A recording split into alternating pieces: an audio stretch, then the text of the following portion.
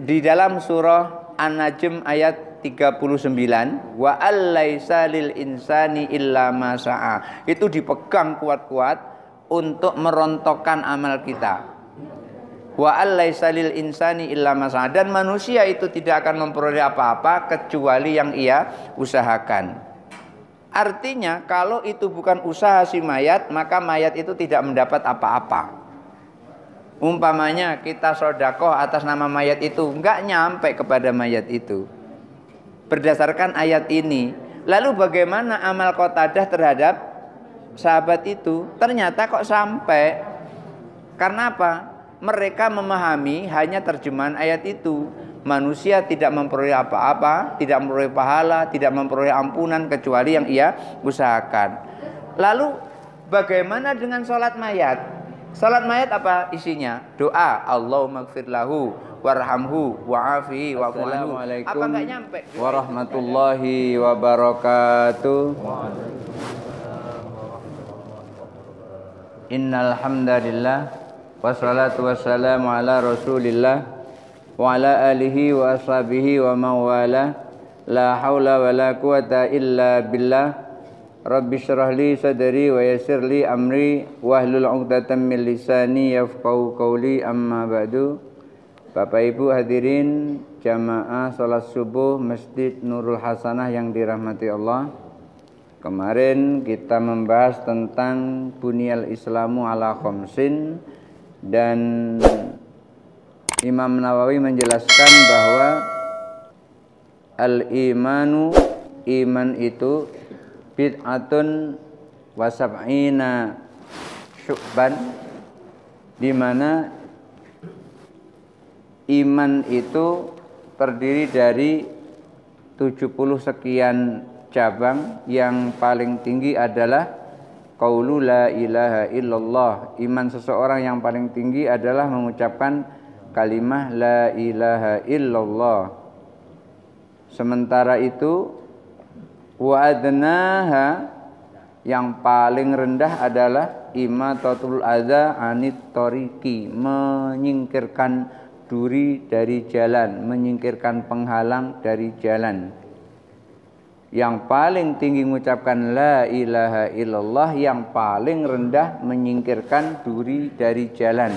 Sementara ada beberapa orang yang justru malah menghalangi jalan. Jadi di sini ini yang paling rendah menghilangkan. Kalau meletakkan penghalang di jalan, itu dikategorikan tidak ada di dalam sini bid'atun wa sab'una syu'batan. Oleh karena itu ketika kita memiliki iman, ya paling tidak kita bisa menegurnya. Kalau syukur dibuang halangan itu, kalau ya tidak ya sudah. Nanti yang setiap orang yang lewat itu nanti kalau berdoa yang tidak enak kan lebih susah. Misalnya ya Allah halangilah rezekinya seperti yang menghalangi banyak orang lewat, umpamanya kayak gitu kan, jadi susah nanti dia. Ya kan doa orang kan kita nggak tahu itu kan. Pas lagi jalan di sini ada polisi tidur tekan. Sebelum lewat berdoa dulu. Allahumma ya Allah. Karena Allahumma itu ismul a'zam itu. Ismul a'zam itu siapa yang berdoa dengan ismul a'zam pasti dijabah oleh Allah tuh. Allahumma itu ismul a'zam.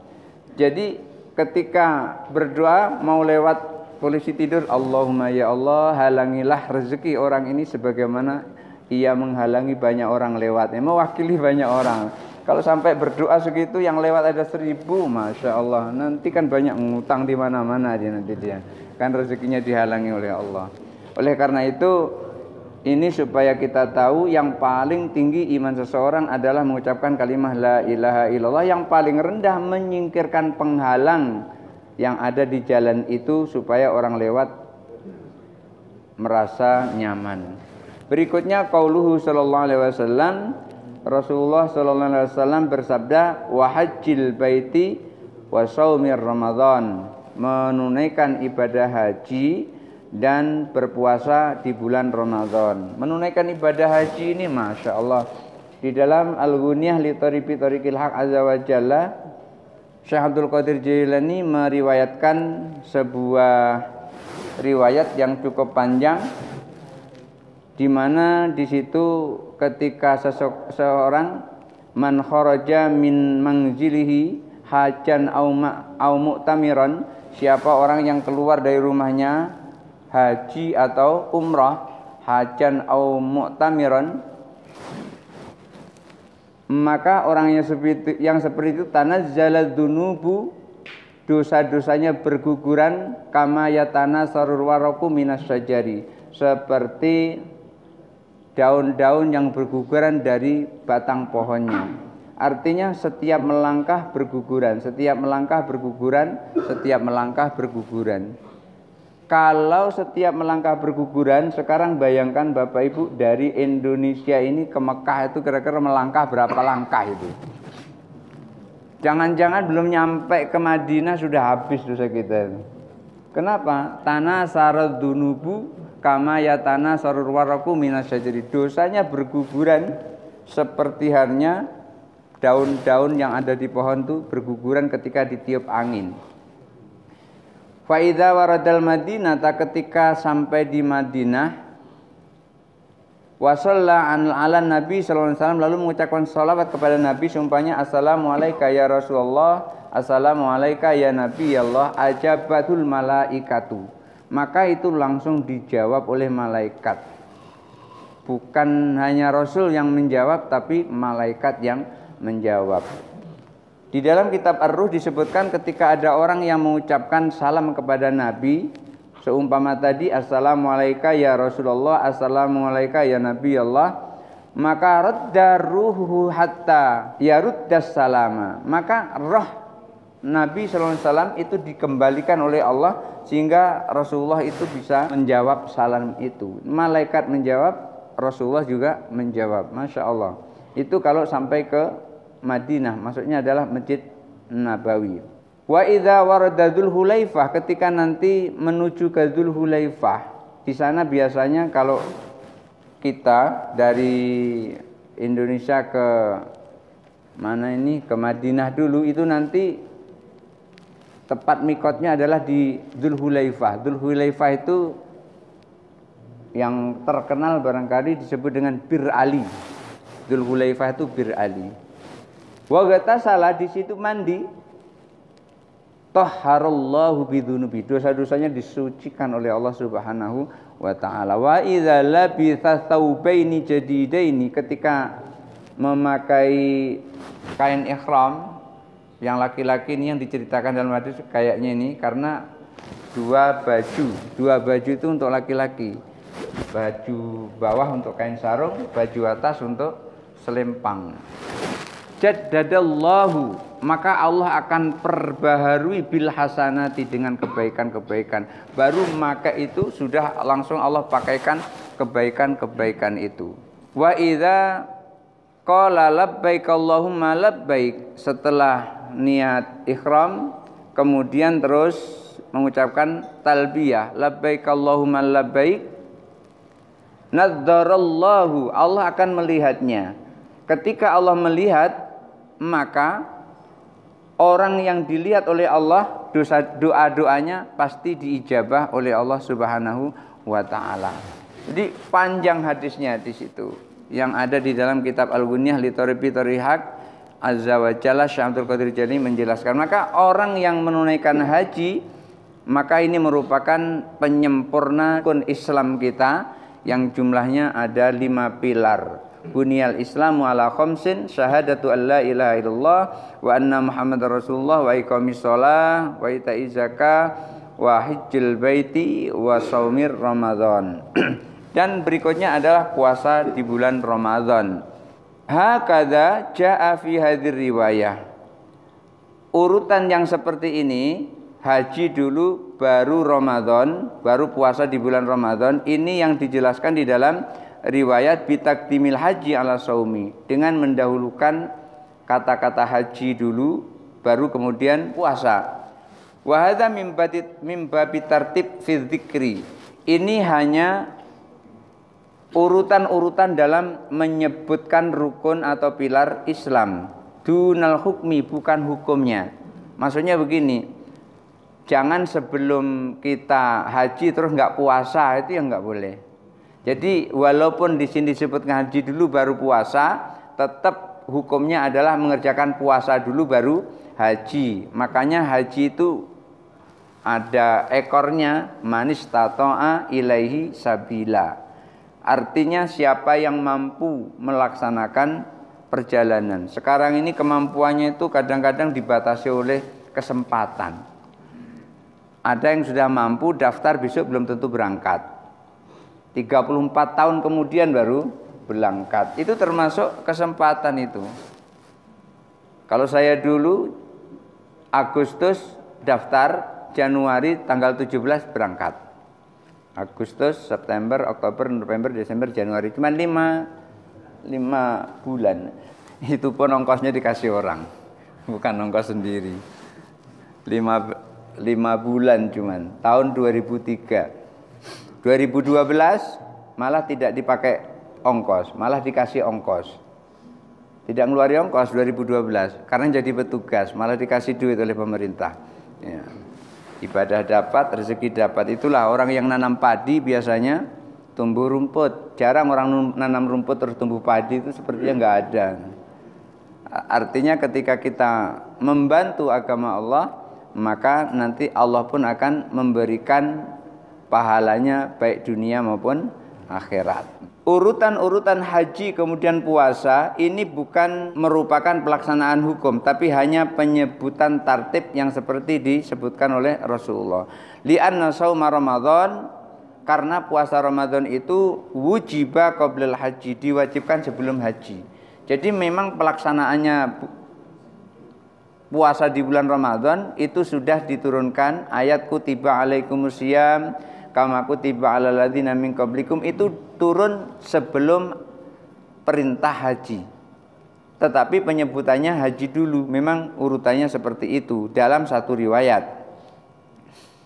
Wa qad jaa'a fi riwayatil ukhra, lalu ada riwayat yang lain taqdimus shauma alal haji, mendahulukan puasa daripada haji. Jadi ada dua riwayat tentang urutan-urutan puasa dulu atau haji dulu atau puasa dulu. Itu penyebutannya saja. Akan tetapi di dalam hukumnya tetap puasa dulu baru haji. Jangan sampai merasa aku belum haji jadi aku nggak wajib puasa. Itu yang nggak benar yang seperti itu. Jadi haji maupun belum haji, puasa tetap didahulukan. Baik, bunyal Islamu ala khamsin sudah selesai. Islam dibangun atas 5 pilar sudah selesai. Berikutnya masuk kepada hadis yang keempat. Bismillahirrahmanirrahim. Al-a'malu bil khawatimi. Perbuatan itu, amal itu tergantung penutupnya.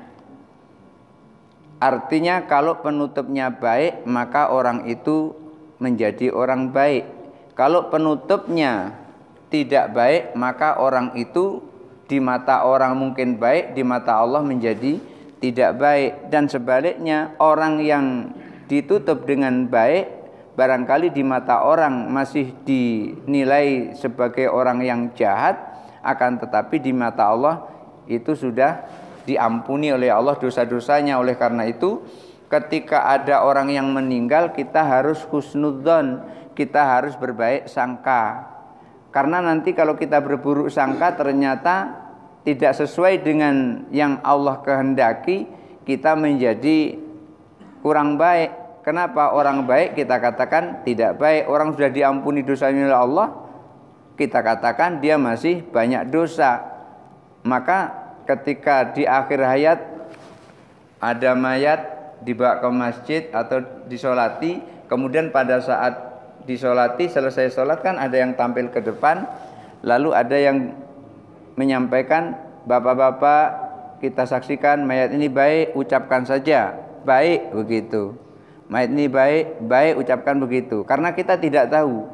Kalau kita tidak tahu, seluk-beluk paling dalam bagi si mayat itu, ya di pandangan kita tentu dia baik karena tidak mengganggu kita. Kecuali kalau dia pernah mengganggu kita dan dia belum menyelesaikan urusannya dengan mengganggu kita. Nah, itu bisa jadi itu diambil dari ayat mana? Dari surah Al-Baqarah ayat 143. وَجَعَلْنَاكُمْ أُمَّةً وَسَطًا لِتَكُونُوا شُهَدَاءَ عَلَى النَّاسِ وَيَكُونَ الرَّسُولُ عَلَيْكُمْ شَهِيدًا. Ayat itu Allah berfirman, وَجَعَلْنَاكُمْ أُمَّةً وَسَطًا, dan kami jadikan kalian itu umat pertengahan, umat yang mulia. Litakunu syuhada'a, untuk apa? Untuk menjadi saksi.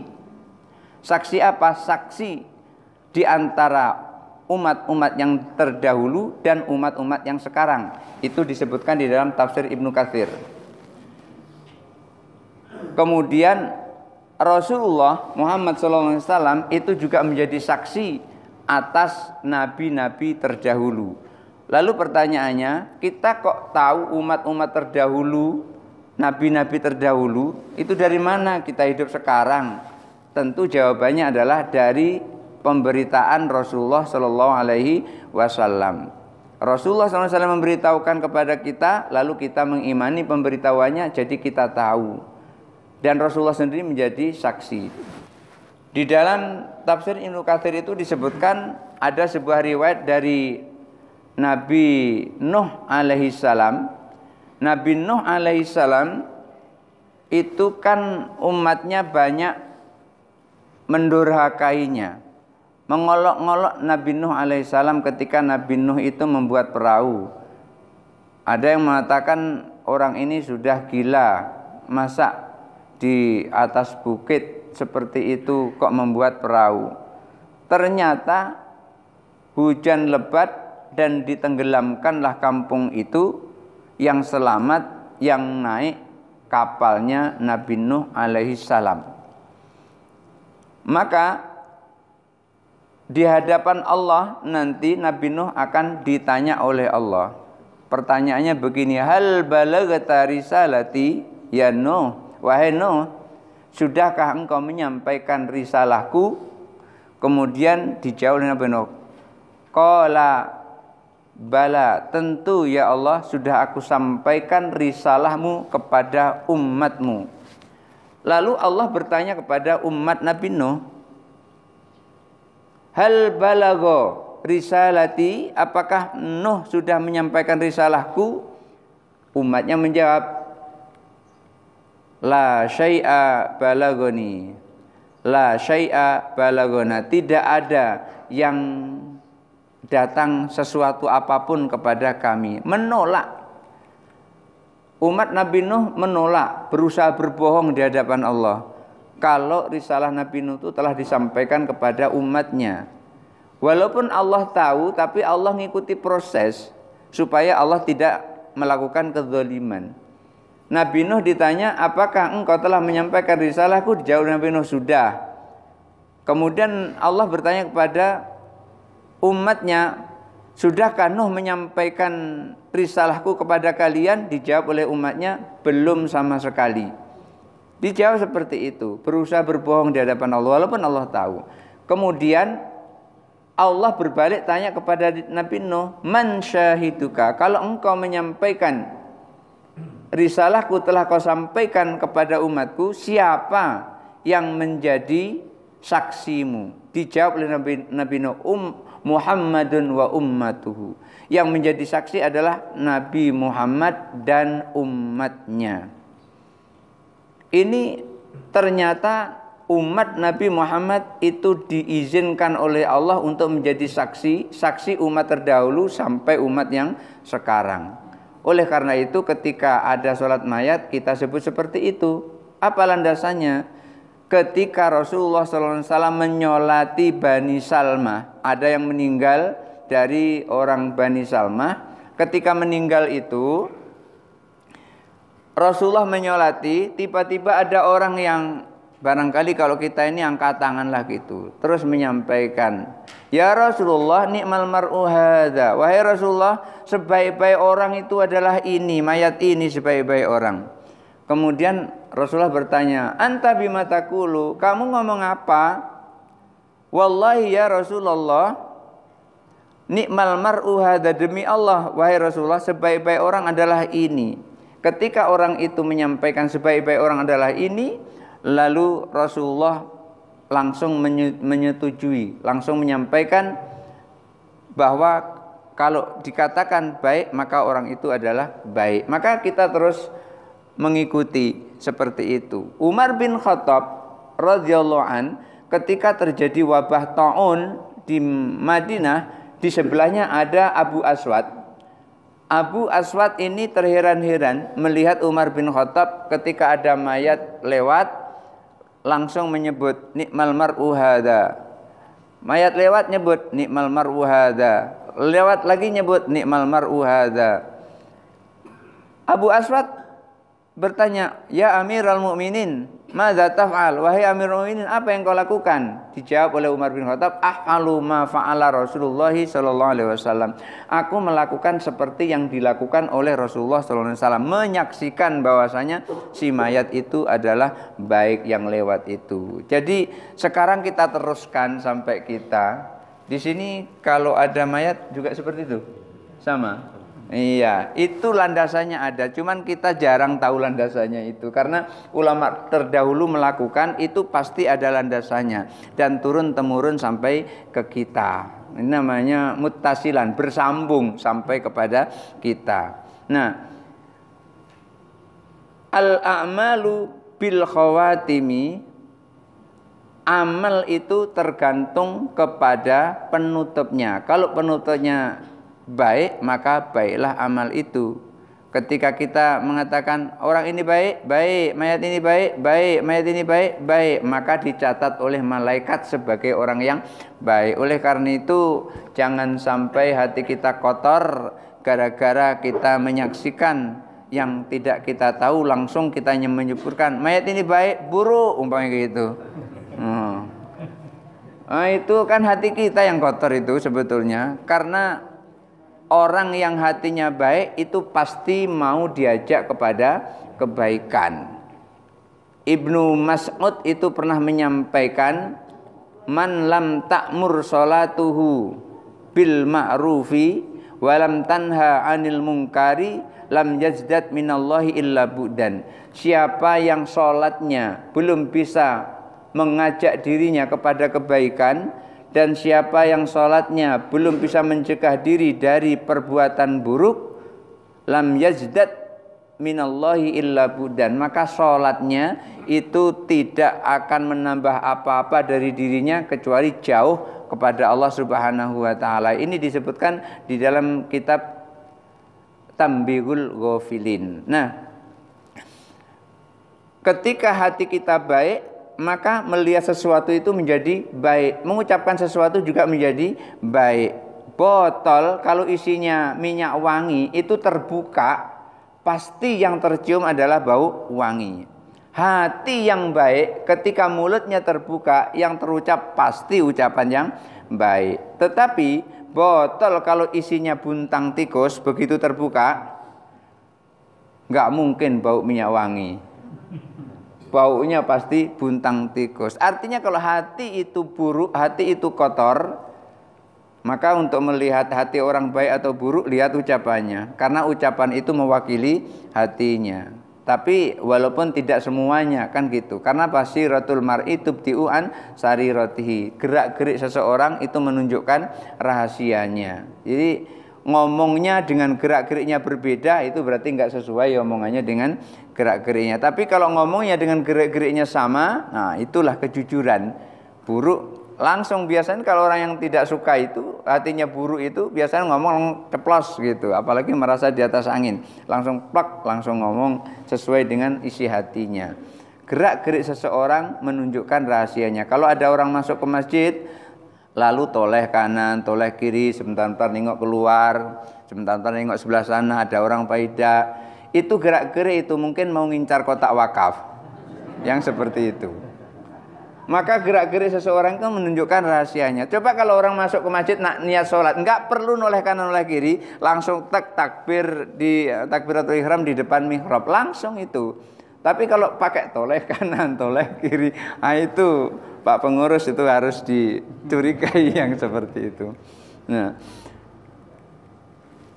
Rasulullah SAW menyampaikan melalui riwayat an Abi Abdurrahman, dari Abi Abdurrahman Abdullah bin Mas'ud radhiyallahu anhu, Abdullah bin Mas'ud radhiyallahu anhu qala, ia berkata, haddatsana Rasulullah sallallahu alaihi wasallam. Rasulullah pernah bercerita kepada Abdullah bin Mas'ud. Abdullah bin Mas'ud ini orangnya kecil pendek. Mungkin kalau diangkat pakai tangan satu aja itu sudah terangkat itu, karena kecil pendek. Sudah kecil pendek, kakinya kecil pula. Sehingga pernah diejek oleh orang-orang kafir pas Ibnu Mas'ud manjat pohon, langsung disebut, "Oi, perhatikan tuh, ada burung di atasnya." Dianggapnya sebagai burung, disamakan dengan burung karena kakinya kecil. Rasulullah tahu, langsung Rasulullah belain, wallahi demi Allah, walaupun kaki Ibnu Mas'ud itu kecil tapi lebih berat daripada bukit Uhud kebaikannya. Ini Abdullah bin Mas'ud orang yang sangat takzim kepada Rasulullah. Kemana Rasulullah pergi disiapkan sendalnya, disiapkan peralatan yang diperlukan oleh Rasulullah. Sehingga Rasulullah selalu memberitahukan kepada Ibnu Mas'ud tentang agama ini, mengajak. Beliau sampaikan, wa wasadiqul masduku. Rasulullah itu adalah orang yang benar, wal masduku, lagi segala ucapannya dibenarkan. Segala yang ada pada diri Rasulullah dibenarkan. Rasul itu orang yang benar dan segalanya dibenarkan yang ada di dalam Rasulullah. Tidak ada satupun yang salah. Semuanya dibenarkan. Walaupun tidak masuk akal tetap dibenarkan. Seperti Isra wal Mi'raj itu kalau dikaji dengan akal tidak masuk di akal. Zaman itu belum ada roket, kok bisa naik ke langit? Itu enggak bisa masuk akal kalau yang berbicara adalah akal. Tapi kalau yang berbicara iman, maka pasti akan membenarkan apa yang dilakukan oleh Rasulullah SAW. Rasulullah memberitahukan kepada Ibnu Mas'ud, inna ahadakum yujma'u khalquhu fi batni ummihi arba'ina yauman nutfatan. Inna ahadakum, sesungguhnya salah seorang di antara kalian, yujma'u khalquhu, penciptaannya itu disatukan, dikumpulkan, fi batni ummihi, di perut ibunya, arba'ina yauman, selama 40 hari. Nutfatan, dalam bentuk nutfah, dalam bentuk sperma. Nutfah itu ketika 40 hari itu masih dalam bentuk nutfah. Tsumma yakunu 'alaqatan mithla dzalik. Setelah sudah jadi nutfah, kemudian nutfah masuk ke dalam tubuh ibunya, tubuh istrinya, lalu nutfah itu menjadi segumpal darah. Segumpal darah berapa lama? Misla dzalik, 40 hari juga. Nutfah 40 hari, kemudian segumpal darah juga 40 hari. Tsumma yakunu mudghatan misla dzalik. Kemudian dari segumpal darah itu tadi kemudian menjadi segumpal daging. Segumpal daging misla dzalik, 40 hari juga. Sudah 40 hari, 40 hari, 40 hari. 120 hari. Tsumma yursalu ilaihil malak. Kemudian Allah mengirimkan malaikat kepada ibu yang ada di dalamnya segumpal daging tadi, perempuan yang ada segumpal daging tadi, Allah kirim malaikat kepadanya, fayangfuhu fihi ruh. Lalu malaikat tadi meniupkan ruh kepada segumpal daging yang ada di perut ibunya tadi. Tsumma yu'maru bi arba'i kalimatin. Lalu malaikat tadi diperintahkan untuk menyampaikan 4 hal. Bikat bi rizkihi, yang pertama menentukan rezekinya, menulis rezekinya, wa ajalihi, menulis ajalnya, wa amalihi, menulis amalnya, wa sakyin au sa'idin, menulis bahagia atau celakanya. Jadi ketika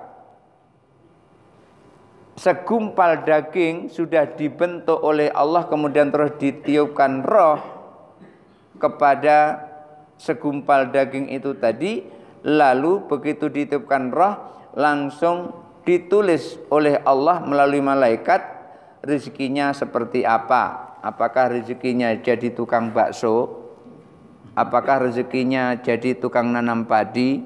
Apakah rezekinya jadi bos sawit? Semuanya sudah ditulis oleh Allah rezekinya. Wa ajalihi, ajalnya juga sudah ditentukan oleh Allah, sudah ditulis. Apakah ajalnya itu di jalan atau di rumah sakit atau di rumah, itu sudah ditentukan oleh Allah. Wa amalihi, dan amalnya juga sudah ditentukan oleh Allah. Bapak ibu duduk macam ini kan termasuk amal, sudah ditentukan oleh Allah. Ada yang megang dagu, ada yang megang lutut, ada yang sambil garuk-garuk, itu sudah ditentukan oleh Allah. Jadi kita nggak bisa marahi itu yang sudah ditentukan oleh Allah seperti itu. Apakah datang ke pengajian, duduk langsung nunduk terus hilang kepalanya, itu semuanya sudah ditentukan oleh Allah. Karena perintahnya itu untuk menghadiri ke pengajian. Apakah hadir itu dalam kondisi seger atau hadir dalam kondisi ngantuk? Yang penting hadir ke pengajian. Niatnya adalah hadir ke pengajian. Namun nanti ketika Allah tentukan di dalam pengajian itu terus nunduk terus ngantuk, itu tadi itu nggak jadi masalah. Karena Allah memang jadikan seperti itu. Wasakyin au sa'idin. Bahagia atau celaka itu sudah juga ditentukan oleh Allah. Maksudnya masuk surga itu sudah ditentukan oleh Allah, masuk neraka sudah ditentukan oleh Allah. Kita semua ini sudah dicatat oleh Allah, siapa yang masuk surga langsung, siapa yang mampir dulu ke dalam neraka. Kenapa kok begitu? Karena untuk masuk ke dalam surga itu melalui di atas neraka. Sekali lagi saya sampaikan hadis yang saya baca di dalam kitab Al-Ghunyah karya Syekh Abdul Qadir Jilani, inna fi jasri jahannama sab'u qanatir. Di atas neraka jahanam itu ada 7 jembatan. Fi kulli qantarataini sab'una aman. Antara satu jembatan menuju ke jembatan berikutnya itu ditempuh selama 70 tahun perjalanan. Bayangkan Pak, satu jembatan ditempuh 70 tahun. Kita yang di sini yang belum 70 tahun belum selesai satu jembatan kita melewati. Ditempuh 70 tahun perjalanan. Berarti kalau jembatannya ada 7, berarti 70 kali 7, 490 tahun. Tapi ingat, kalau sudah pindah ke alam dunia ini, itu umurnya jadi enggak habis-habis, artinya hidup terus gitu. Jadi meninggal itu hanya perpindahan alam, pindah alam, selanjutnya hidup lagi gitu, dan tidak mati-mati lagi, karena sudah dihidupkan oleh Allah di dunia ini. 490 tahun. Kemudian malaikat itu perintahkan setiap manusia setelah dikumpulkan di padang mahsyar itu diperintahkan untuk menyeberangi jembatan itu, semuanya suruh menyeberangi. Ada yang menyeberang itu kator fil ain, berkedip langsung sampai ke depan pintu surga. Ada kabar kilamik seperti kilat menyambar baru sampai ke surga. Ada yang kerih seperti angin. Dia kencangnya itu seperti angin. Angin itu kencang Pak. Kalau Anda yang buang angin di ujung sana bisa tembus sampai ke sini itu karena anginnya kencang. Angin itu kencang. Kemudian ada katoiri, ada yang cepatnya seperti burung. Ada kalkhoili, cepatnya seperti kuda pacuan. Cepat tuh. Saya pernah dulu melihat pacuan kuda itu cepat larinya. Kemudian ada karrojulil musyri'i, seperti pelari cepat yang kita lihat di TV-TV itu, lari cepat tuh sampai ngos-ngosan. Kemudian yang ke-7 itu kalmasyati, seperti orang yang maraton, jalan santai. Jalan santai. Biasanya kalau saya pulang dari sini banyak orang-orang jalan santai di jalan apa di sana itu? Iya, di trotoarnya banyak orang jalan santai. Ini masih aman 7 ini, karena apa? Jembatannya kelihatan besar. Ada yang disuruh malaikat tidak maju-maju, akhirnya dibentak oleh mereka, murrah, jalan. Mau nggak mau jalan dia, karena takut dengan malaikat. Karena dilihat jembatan itu kecil, maka dia pun mulailah meletakkan kakinya di jembatan pelan-pelan. Terpeleset yang sebelah kanan. Terpeleset, akhirnya dia terduduk di situ. Nggak bisa kan kalau sambil duduk berjalan. Akhirnya dia pun harus merebahkan badannya sambil megang jembatan itu. Lalu yang kakinya yang satu di atas, yang kakinya satu di bawah. Pas begitu jalan, terperosoklah kedua-dua kakinya itu ke bawah, sehingga dia berjalan itu di atas perutnya, yamsi ala batni, berjalan di atas perutnya, ditarik begitu. Setiap kali dia bergerak dari tempat itu, habbarihun nar, jadi uap neraka jahanam itu, api neraka jahanam langsung nyembur, bus, barangkali seperti ada api terus disiram bensin, langsung full ke atas. Ya tentu kebakar. Tapi ingat, setelah dibakar itu nanti dipulihkan kembali oleh Allah seperti sedia kala. Pas kebakar itu kesakitan. Pas dipulihkan nggak sakit, tapi pas kebakar kesakitan. Jalan lagi, dihembus lagi dari bawah, push, kebakar lagi. Begitu seterusnya. Sampai dia berpikir, aku ini selamat apa tidaknya. Sampai begitu, akhirnya karena di dalam dirinya masih ada tauhid la ilaha illallah, masih percaya bahwasanya Allah itu adalah Tuhan yang disembah, masih ada iman di dalam hatinya, maka Allah akhirnya selamatkan. Pas begitu selamat dari tempat itu, langsung dia menghadap ke neraka itu. Menghadap ke neraka, dia mengatakan, aku tidak menyangka kalau aku bisa selamat darimu. Aku enggak menyangka. Ma'adzunnu, aku tidak menyangka kalau aku selamat darimu. Akhirnya dia melihat ke neraka itu masih kurang nyaman. Minta kepada Allah agar supaya dia dipalingkan dari neraka itu. Kenapa? Karena tidak kuat mendengar jeritan-jeritan orang yang ada dalam neraka itu. Awaun ka'awail kalbi. Jadi orang-orang yang di neraka itu mengaum, melolong seperti lolongan anjing, saking kuatnya. Enggak kuat kupingnya dengar itu. Akhirnya diminta kepada Allah supaya dikasih tabir antara dirinya dengan neraka. Allah kasih tabir. Begitu Allah kasih tabir antara dirinya dan neraka itu, akhirnya dia minta supaya dipalingkan dari neraka itu. Akhirnya dipalingkan oleh Allah. Begitu dipalingkan, dia melihat pintu surga. Begitu melihat pintu surga, dilihat dari pintunya sudah indah. Lalu dia berdoa, ya Allah, dekatkan aku kepada pintu surga itu. Akhirnya didekatkan oleh Allah melalui malaikat. Dia bilang, aku tidak minta apa-apa ya Allah kecuali ini. Hanya minta didekatkan kepada pintu surga. Begitu didekatkan kepada pintu surga, ternyata di dalam surga terlihat indah. Berdoa lagi, ya Allah, masukkan aku ke dalam surga itu. Ujung-ujungnya masukkan. Malaikat sampai marah. Tadi katanya nggak minta apa-apa kecuali ini, tapi masih minta terus dengan malaikat marah. Malaikat malah Allah tersenyum.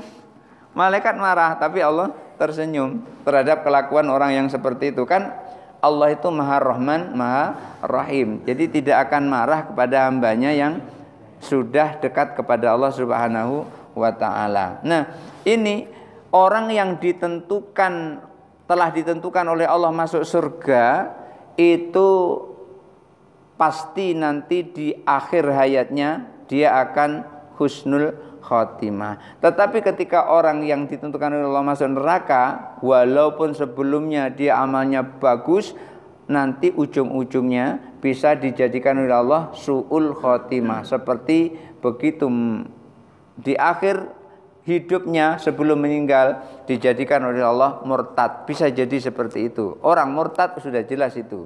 Dia tidak ada iman, tempatnya adalah di neraka. Fawalladzi la ilaha illa ghairu, demi Allah yang tidak ada Tuhan selainnya, inna ahadakum la ya'malu bi amali ahlil jannah, sesungguhnya nanti ada orang yang beramal, amalnya itu adalah amal ahli surga.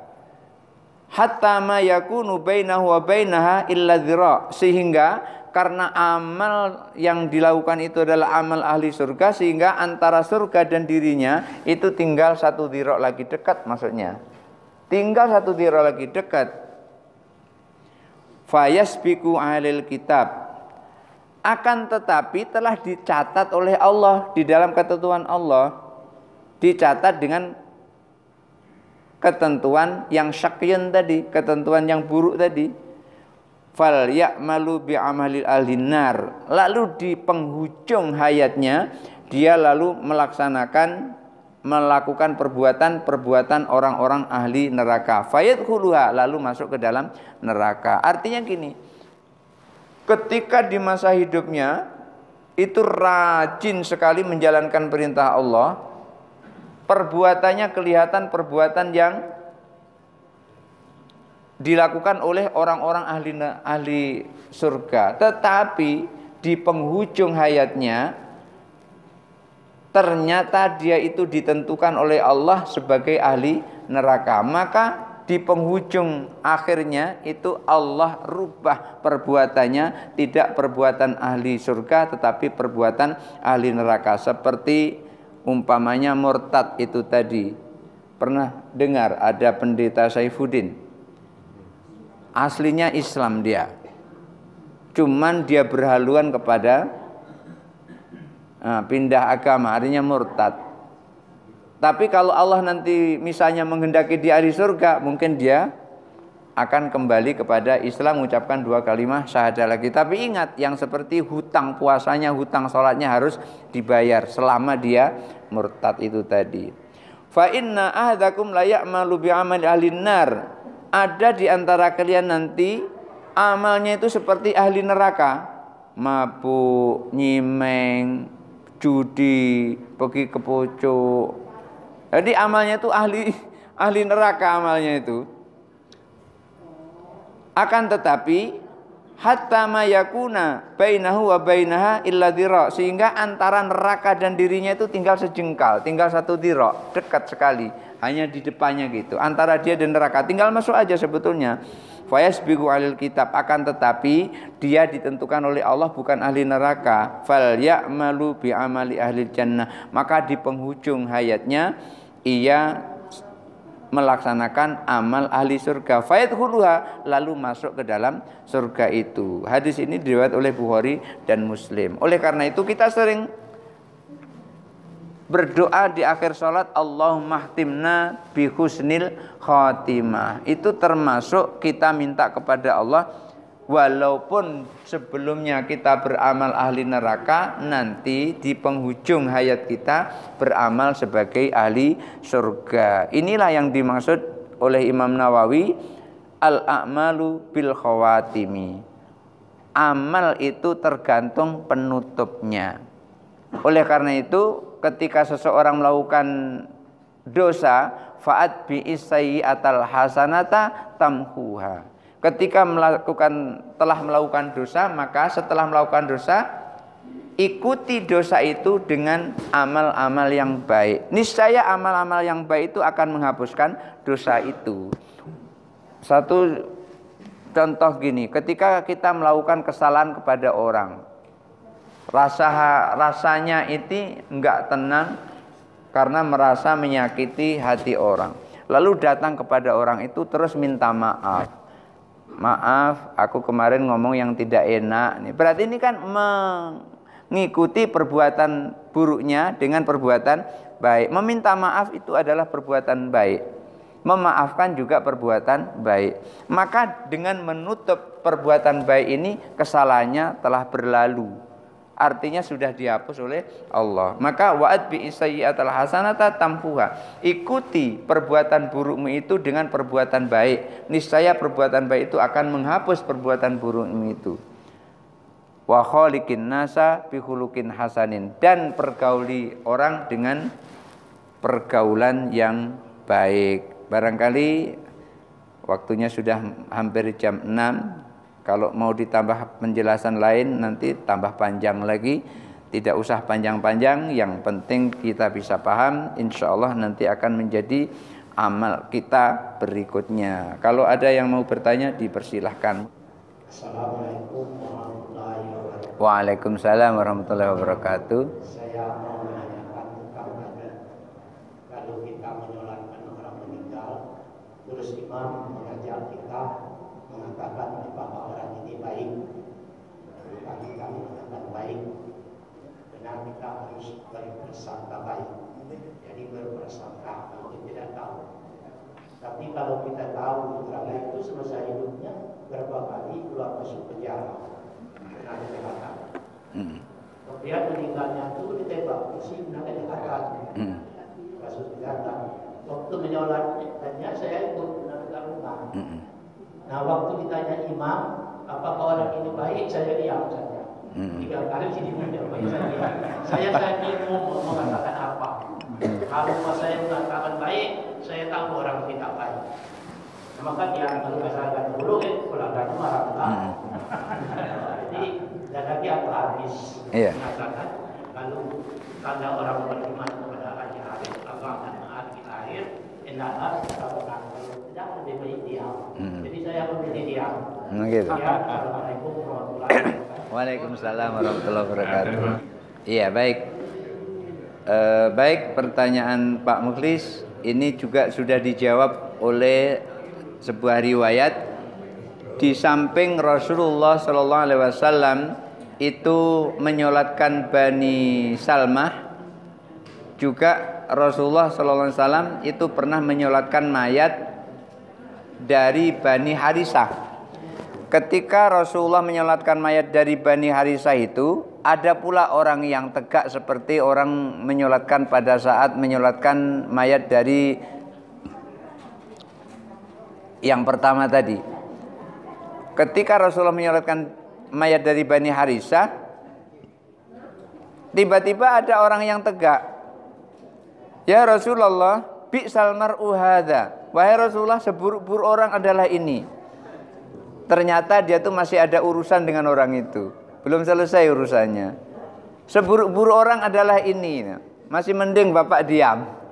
Ini menyaksikan seburuk-buruk orang adalah ini. Iya. Karena nggak mau memberatkan si mayat, akhirnya Bapak diam. Orang ini waktu itu kan baru pertama kejadian ini, jadi belum ada pengalaman. Jadi langsung tegak, ya Rasulullah, bi'sal mar'u hadza, seburuk-buruk orang ini. Lalu Rasulullah tanya, anta bima taqulu, kamu ngomong apa? Iya ya Rasul, orang ini adalah baik begini. Umpamanya dia utang nggak mau bayar begitu. Kemudian dia selalu menyakiti, dia selalu berbuat semena-mena. Umpamanya kayak gitu, pokoknya yang buruk-buruk disebutkan kepada Rasulullah itu dikasih tahu oleh dia kepada Rasulullah. Pisangku baru mau masak sudah diambil oleh dia, umpamanya kayak gitu. Jadi seburuk-buruk orang ini jadi pengganggu dia. Karena ada orang yang menyaksikan seperti itu, maka Rasulullah langsung mengatakan, kalau begitu dia adalah orang buruk. Rasulullah katakan itu, kalau begitu dia adalah orang buruk. Ini yang terjadi ketika Rasulullah menyolati mayat dari Bani Harisah. Ketika dari Bani Salmah ternyata yang meninggal orang baik. Ketika dari Bani Harisah yang meninggal orang buruk. Maka orang ini jujur, seburuk-buruk orang adalah ini wahai Rasul. Kamu ngomong apa? Iya ya Rasul, dia ini orang yang buruk begini diceritakan oleh orang itu. Kalau begitu dia adalah orang yang buruk. Nah, ketika kita memang ada kaitan tahu persis buruknya dan itu kaitannya adalah dengan kita, maka kita juga boleh sebetulnya mengatakan dia itu adalah orang buruk. Tapi lebih bagus lagi adalah seperti Bapak tadi, diam, tidak usah ngomong apa-apa, selamat dia, selamat. Paling tidak itu, kalau kita nggak berani mengatakan ya sudah diam. Kenapa? Karena dalam riwayat itu dikatakan malaikat akan mencatat persaksian akhir dari orang-orang yang banyak itu. Apalagi jumlahnya 40 mengatakan orang ini baik-baik. Nah, jadi yang buruknya akan dihilangkan oleh Allah Subhanahu wa taala.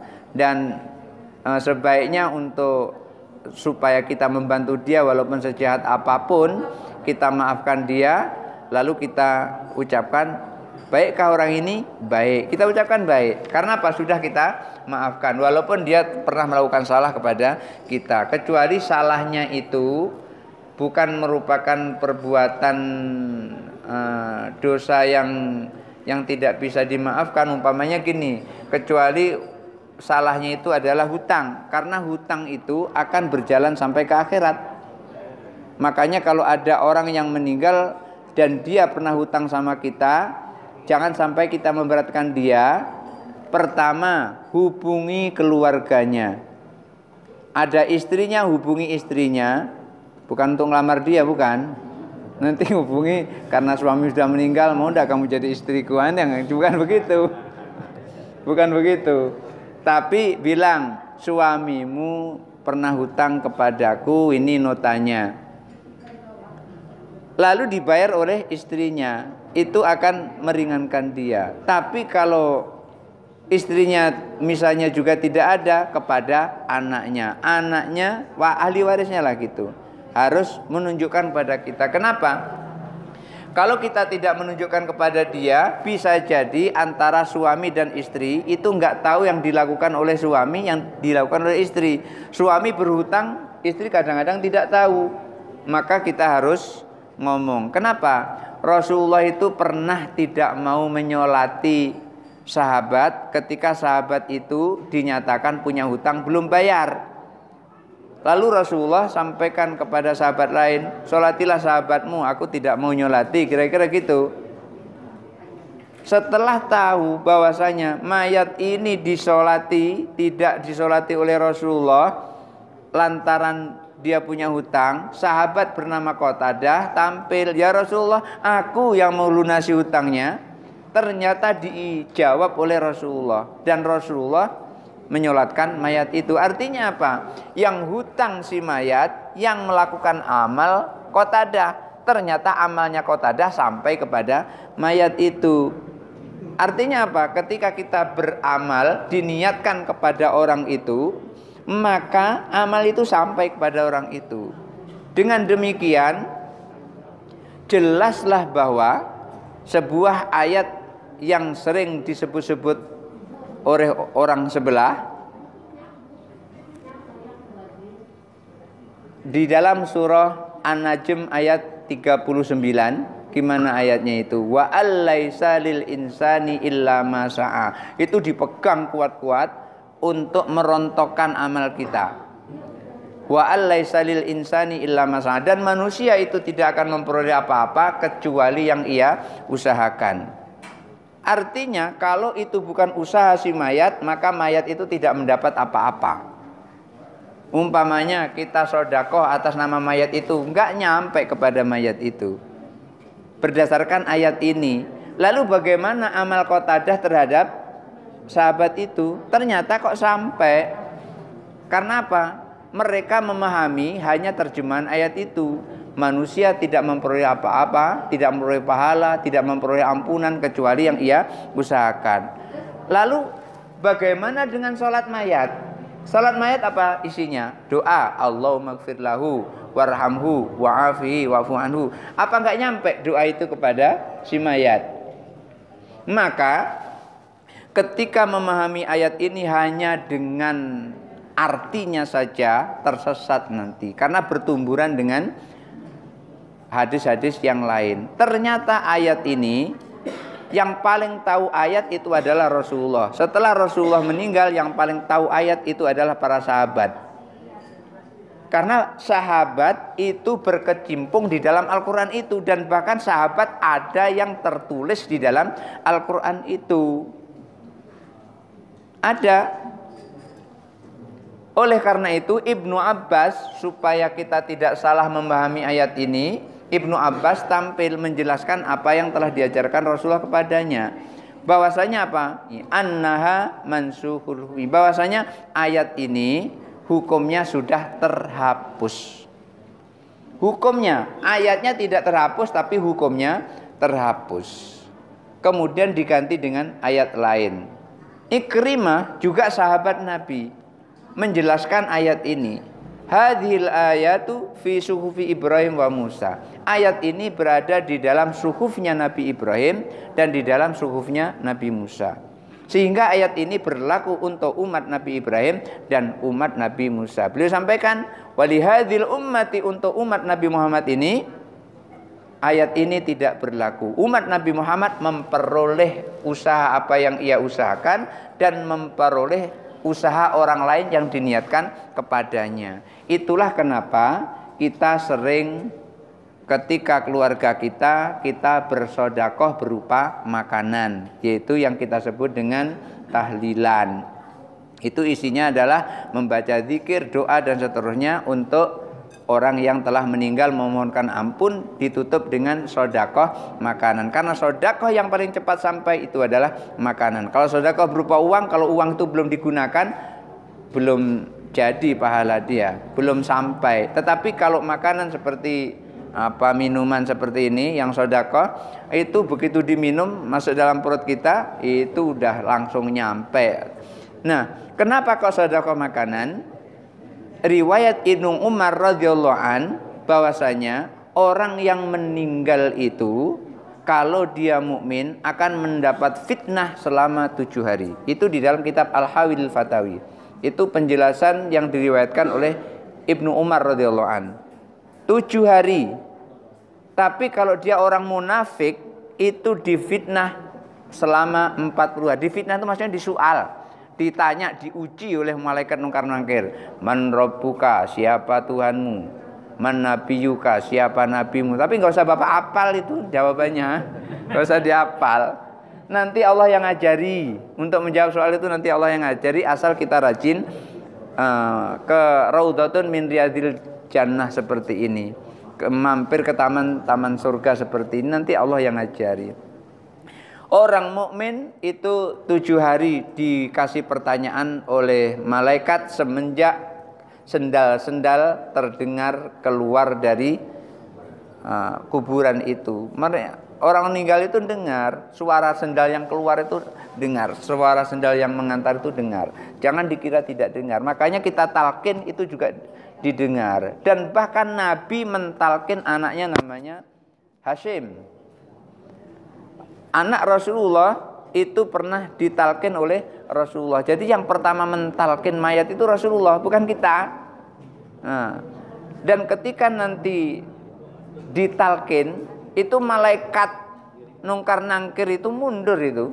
Dia akan mengatakan, ruh minni, pergi dariku, nggak ada gunanya kamu dekat-dekat kepadaku, nggak ada gunanya.